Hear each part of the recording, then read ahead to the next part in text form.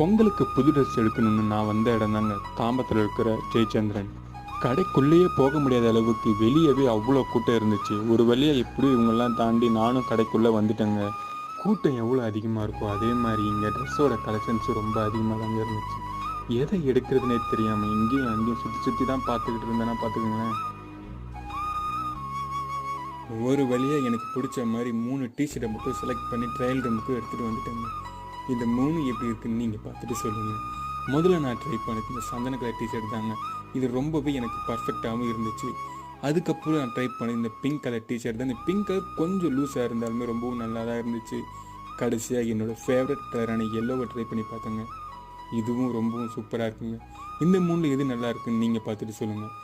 ஒரு வழியாக வாங்க எல்லாத்தையும் பேக் பண்ணி வீட்டுக்கு கிளம்பியாச்சு. நீங்களும் பொங்கலுக்கு என்ன ட்ரெஸ் எடுத்தீங்க அப்படிங்கிறது கமெண்ட் பாக்ஸில் சொல்லுங்கள். நம்ம நாளைக்கு மீட் பண்ணலாம்.